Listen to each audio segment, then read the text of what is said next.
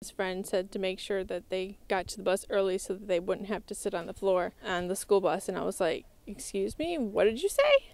And he said that sometimes they have to sit on the floor on the school bus because there wasn't enough seats. And I was like, you're kidding me, right?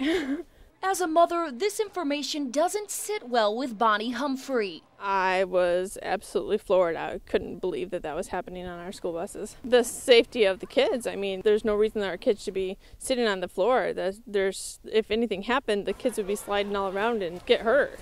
TCAP CFO Paul Soma says Bonnie Humphrey isn't the first parent to complain about overcrowding issues. She's also not the first to single out bus 551. Soma himself hopped on this very bus last week. I wanted to see, what it's like on the buses, and certainly I want to see one that presents challenges, and a bus that has a number of students like that presents challenges. Now, what I witnessed, there was no students sitting in the aisles.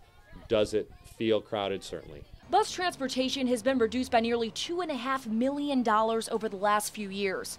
And Soma says TCAPS has done its very best to react to these cuts. But he admits bus overcrowding is an issue that isn't going away overnight, and in many ways is a constant work in progress. We have somewhere between 7,000 and 8,000 people sign up for transportation.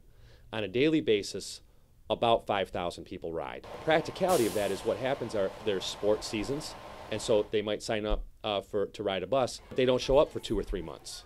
And then all of a sudden the sports season ends, and now all of a sudden 8, 9, or 10 more kids are on a bus that felt crowded at 45 or 50, and then you add 9, 8 football players, now the bus feels really crowded. Solving this crowding problem is more of an art form than a science, according to Soma.